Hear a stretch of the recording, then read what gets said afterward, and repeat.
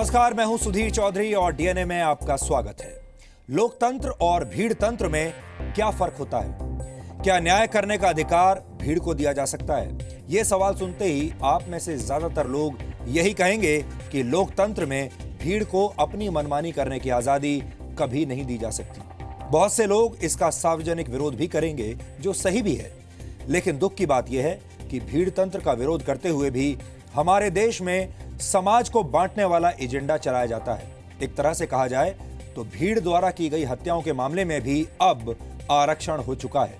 हत्या हो, बलात्कार हो या फिर राष्ट्रपति का चुनाव हो, हर चीज की रिपोर्टिंग जाति और धर्म के आधार पर होती है। किसी अपराध का पीड़ित हो या राष्ट्रपति पद के चुनाव का उम्मीदवार, सबसे पहले उसकी जाति देखी जाती है। आज इस एजेंडे को पहचानना आप सबके लिए बहुत जरूरी है। पिछले हफ्ते भीड़ द्वारा लोगों की हत्या करने की दो बड़ी घटनाएं सामने आई हैं। आपको दोनों घटनाएं याद होंगी। पहली घटना थी दिल्ली के पास बल्लभगढ़ के एक लड़के जुनैद को भीड़ ने एक ट्रेन में चाकुओं से मार डाला था, और कश्मीर में एक डीएसपी मोहम्मद अयूब को भीड़ ने मस्जिद के सामने पीट पीट कर मार डाला था। ये दोनों ही घटनाएं हमारे देश में भीड़ तंत्र के खतरे को उजागर करती हैं और इन दोनों हत्याओं का विरोध होना ही चाहिए। लेकिन इन दोनों घटनाओं की रिपोर्टिंग में बहुत बड़ा अंतर है, बहुत फर्क है। हमारे देश के मीडिया का एक वर्ग और कुछ बुद्धिजीवी बहुत ही सिलेक्टिव तरीके से भारत के भीड़ तंत्र की ब्रांडिंग कर रहे हैं। उन्हें जुनैद की हत्या तो दिखाई दे रही है, लेकिन डीएसपी मोहम्मद अयूब का जिक्र कोई नहीं कर रहा। सबसे खतरनाक संकेत यह है कि भीड़ तंत्र का ये सिलेक्टिव विरोध भारत में ही नहीं बल्कि दुनिया के कई देशों के अलग अलग शहरों में भी शुरू हो गया है। भारत के अलावा दुनिया के दूसरे देशों में भी भारत में हो रही इस तरह की हत्याओं का विरोध शुरू हुआ है। अब सवाल यह उठता है कि यह विरोध इतना सिलेक्टिव क्यों है और इस विरोध प्रदर्शन का दायरा दूसरे देशों तक कैसे फैल गया? इतना जबरदस्त कोऑर्डिनेशन कैसे हो रहा है? सवाल यह भी है कि एक ही देश में भीड़ तंत्र के खतरे से जुड़ी अलग अलग घटनाओं को अलग अलग चश्मे से क्यों देखा जाता है? जब भी किसी की हत्या होती है या बलात्कार होता है तो मीडिया कवरेज और विरोध प्रदर्शन का दायरा मरने वाले की जाति और मरने वाले के धर्म के आधार पर क्यों तय किया जाता है? हम जानते हैं कि इन सवालों ने बहुत से बुद्धिजीवियों और डिजाइनर पत्रकारों को असहज कर दिया होगा, क्योंकि इनके जवाब किसी के पास नहीं है।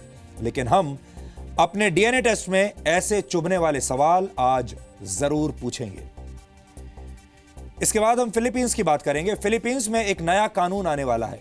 इस कानून के तहत अगर फिलीपींस में कोई व्यक्ति पूरे उत्साह के साथ राष्ट्रगान नहीं गाएगा तो उसे 1.25 लाख रुपए तक का जुर्माना और 1 साल जेल की सजा हो सकती है। हम आपको इस अनोखे राष्ट्रवादी कानून के बारे में भी आज जानकारी देंगे। और आज हम क्रिकेट की दुनिया से आई एक दिलचस्प खबर का विश्लेषण करेंगे। हमारे पड़ोसी देश श्रीलंका के क्रिकेट खिलाड़ियों का वजन और उनकी फिटनेस टीम के लिए एक सिरदर्द बन गई है। श्रीलंका की सरकार ने अपने राष्ट्रीय क्रिकेट टीम के खिलाड़ियों को चेतावनी दी है कि वो 3 महीने के अंदर अपना वजन कम करें और फिट हो जाएं, नहीं तो उन्हें टीम से बाहर कर दिया जाएगा। श्रीलंका के खेल मंत्री ने यहां तक कह दिया कि जिम्बाब्वे के खिलाफ सीरीज के लिए टीम में चुने गए 13 खिलाड़ियों में से किसी भी खिलाड़ी का फिटनेस लेवल अंतर्राष्ट्रीय पैमानों पर खरा नहीं उतरता। ये क्रिकेट और फिटनेस से जुड़ी एक ऐसी खबर है जिसने पूरी दुनिया को हैरान कर दिया है। इसके बारे में भी आज आपको पूरी जानकारी होनी चाहिए। लेकिन सबसे पहले आज की तमाम बड़ी खबरें नॉनस्टॉप न्यूज में। प्रधानमंत्री नरेंद्र मोदी ने गोरक्षा के नाम पर देश में हो रही हिंसा पर एक बार फिर नाराजगी जताई है। गुजरात के साबरमती आश्रम में पीएम ने गोरक्षा के नाम पर हिंसा करने वालों को चेतावनी देते हुए कहा कि किसी को कानून हाथ में लेने का हक नहीं है। गाय के नाम पर किसी की हत्या की जाए, कानून का काम करेगा, इंसान को कानून हाथ में लेने का हक नहीं है। पीएम ने गाय की सेवा करने वालों को महात्मा गांधी और विनोबा भावे से सीखने की सलाह भी दी। गाय की रक्षा, गौ की भक्ति महात्मा गांधी और विनोबा भावे से बढ़कर के कोई नहीं हो सकता। आप कल्पना कर सकते हैं कि विनोबा जी उस समय की सरकारों के खिलाफ जीवन के अंत तक वो लड़ते रहे, अनेक बार अनशन किए, गौ रक्षा के लिए किए, गौ भक्ति के लिए। गौरक्षकों पर पीएम मोदी के बयान पर एआईएमआईएम नेता असदुद्दीन ओवैसी ने निशाना साधा है। ओवैसी ने आरोप लगाया कि बीजेपी शासित राज्यों में ही गाय के नाम पर लोगों की जान ली जा रही है। ओवैसी ने कहा कि पीएम की नसीहत से कुछ बदलने वाला नहीं। जब तक इंसान की जान की कीमत की अहमियत नहीं रहेगी और एक जानवर की कीमत रहेगी, ये वाकयात होते रहेंगे, ग्राउंड पर कुछ तब्दीली नहीं आएगी। और मुझे पूरा यकीन है कि प्रधानमंत्री के इस दूसरे बयान के बाद भी जमीन पर कुछ तब्दीली नहीं आने वाली है। कांग्रेस उपाध्यक्ष राहुल गांधी ने पीएम के बयान को देर से दिया हुआ बयान बताया है। दूसरे विपक्षी नेताओं ने भी पीएम के बयान की आलोचना की है। प्रधानमंत्री को खुद सोचना चाहिए कि वो पहली बार ये बयान नहीं दे रहे, कई बार दे चुके हैं। और अगर वो कह रहे हैं ये बर्दाश्त नहीं किया जाएगा, तो अभी 3 साल तक क्यों बर्दाश्त करते रहे? धर्म और मजहब के नाम पर, रंग भेद और नस्ल के आधार पर देश का बंटवारा ठीक नहीं है। गौरक्षा के नाम पर गुंडागर्दी करने वालों को पीएम की चेतावनी के बावजूद हिंसा जारी है। झारखंड के रामगढ़ में गोमांस के शक में एक व्यक्ति की हत्या कर दी गई। स्थानीय लोगों के मुताबिक गाड़ी से गोमांस ले जाया जा रहा था। इसकी जानकारी मिलने पर गाड़ी के ड्राइवर को पकड़कर पीटा गया और गाड़ी को आग के हवाले कर दिया गया। बाद में ड्राइवर मोहम्मद सैरात को रांची के अस्पताल में भर्ती कराया गया, जहां इलाज के दौरान उसकी मौत हो गई। 2 दिनों के दौरे पर गुजरात पहुंचे पीएम मोदी ने राजकोट में 9 किलोमीटर लंबा रोड शो किया। इस दौरान सड़क के दोनों तरफ बड़ी संख्या में लोग मोदी मोदी के नारे लगाते दिखे। इससे पहले पीएम मोदी ने राजकोट में ही सामाजिक अधिकारिता शिविर में हिस्सा लिया और दिव्यांगों को देश का दायित्व बताया। परमात्मा को शायद भरोसा होगा कि यही परिवार है, उसकी संवेदनशीलता है, उसके संस्कार है, वही शायद इस दिव्यांग बच्चे को पालन करेगा। ईश्वर ने हमें दायित्व दिया है और इस दायित्व को ईश्वर भक्ति की तरह हमें निभाना है। कार्यक्रम में पीएम मोदी दिव्यांगों के साथ अलग अंदाज में दिखे। इस दौरान पीएम ने दिव्यांगों को उनकी मदद करने वाले उपकरण भी बांटे। सिक्किम में बॉर्डर पर तनाव को लेकर अब चीन ने युद्ध की धमकी दी है। चीन के विदेश मंत्रालय ने कहा है कि भारतीय सेना को इतिहास से सीखना चाहिए। दूसरी तरफ चीन के रक्षा मंत्रालय ने कहा है कि भारतीय सेना अध्यक्ष जनरल बिपिन रावत का 2.5 मोर्चे पर युद्ध के लिए तैयार रहने वाला बयान गैर जिम्मेदाराना है और भारत को 1962 युद्ध के नतीजे से सीख लेनी चाहिए। चीन ने कहा कि भारतीय सेना सिक्किम के डोंगलोंग इलाके से पीछे हटे, उसके बाद ही सीमा विवाद पर बात हो सकती है। इस बीच चीन की सेना ने दावा किया है कि उसने भारतीय सीमा के पास हल्के टैंक का परीक्षण किया है। पीएलए के मुताबिक तिब्बत में 35 टन वजन के हल्के टैंक का परीक्षण किया गया है। भारत चीन सीमा पर विवाद के बीच जनरल रावत आज 2 दिनों के दौरे पर सिक्किम पहुंचे। टॉप कमांडरों ने सेनाध्यक्ष को भारतीय और चीनी सैनिकों के बीच हाथापाई पर पूरी जानकारी दी।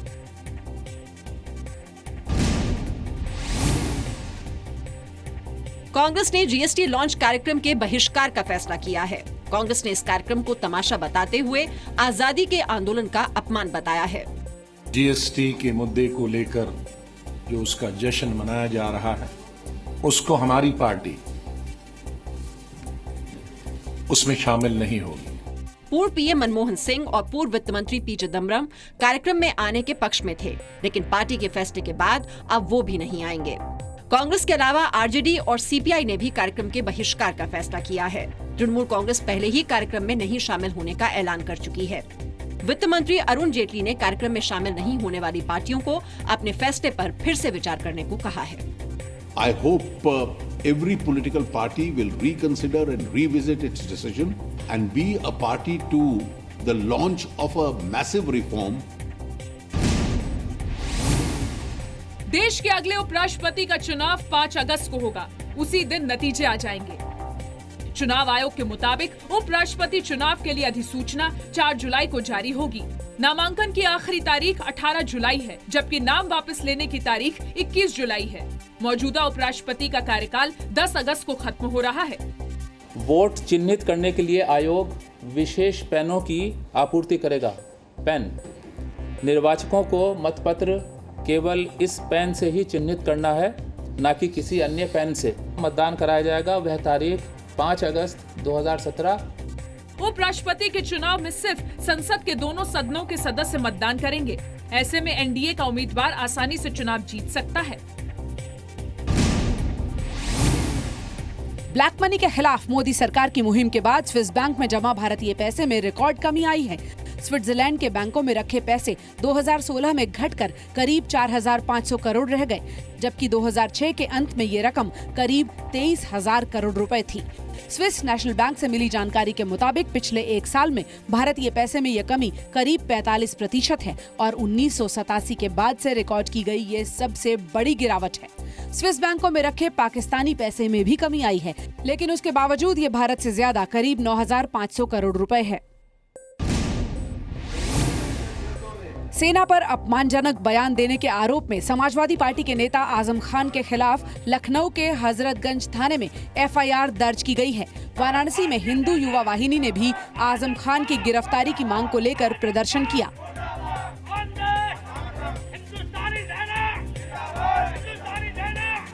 सेना पर विवादास्पद बयान पर आजम खान ने आज दोबारा सफाई दी। आजम खान ने मीडिया पर बयान को गलत तरीके से पेश करने का आरोप लगाया। आजम ने खुद को बीजेपी के लिए आइटम गर्ल तक बता दिया। तो बार बार कहा है कि बीजेपी की तो हम आइटम गर्ल हैं, उनके पास तो हमारे सिवा कुछ है नहीं। सारा चुनाव हमारे नाम से लड़ा। 2019 का चुनाव भी हम पर लड़ना चाहते हैं, तो हम तो उनकी आइटम गर्ल हैं। बीजेपी नेता सुब्रमण्यम स्वामी का कहना है कि आजम खान की सभ्यता भारतीय संस्कृति के विरोध वाली है। वो ऐसे ही अनाप शनाप बात करते हैं। ये सारे लोगों की ऑडियंस पाकिस्तान है, वहाँ उसकी ताली बजाएंगे तो संतुष्ट है, हिंदुस्तान में ताली बजाएंगे तो उसको कुछ परवाह नहीं है। छत्तीसगढ़ के सुकमा में नक्सली हमला खुफिया एजेंसियों की नाकामी और सीआरपीएफ की लापरवाही का नतीजा था। इस साल 24 अप्रैल को सुकमा के बुरकापाल में हुए नक्सली हमले में सीआरपीएफ के 25 जवान शहीद हो गए थे। गृह मंत्रालय के आदेश पर बनी हाई लेवल जांच कमेटी ने अपनी रिपोर्ट में खुलासा किया है। रिपोर्ट के मुताबिक इतने बड़े नक्सली हमले की साजिश की जानकारी जुटाने में आईबी और सुकमा पुलिस पूरी तरह से फेल रही। हमले से पहले नक्सलियों ने लगातार 3 दिन तक बैठक की थी। जिस जगह नक्सलियों की मीटिंग हुई, सीआरपीएफ की टीम गश्त पर जाती थी, लेकिन नक्सलियों की साजिश का पता नहीं लगा पाई। जांच रिपोर्ट के मुताबिक हमले से 1 घंटे पहले नक्सलियों की एक महिला मुखबिर सीआरपीएफ टीम के पास से भी गुजरी थी। पूछने पर उसने बताया कि महुआ इकट्ठा करने आई है, जबकि महुआ का सीजन खत्म हो चुका था। थोड़ी ही देर बाद 2 और मुखबिर वहां से निकले, लेकिन पास के गांव का बताकर निकल गए। दरअसल वो सीआरपीएफ के बारे में जासूसी करने आए थे। अमरनाथ गुफा में बाबा बर्फानी का लोगों ने आज पहला दर्शन किया। राज्यपाल NN वोहरा ने अमरनाथ श्राइन बोर्ड का प्रमुख होने की हैसियत से भगवान शिव के प्राकृतिक रूप से बने शिवलिंग का पहला दर्शन किया। धार्मिक रीति रिवाज और वैदिक मंत्रोच्चार के बीच गुफा का दरवाजा खोला गया।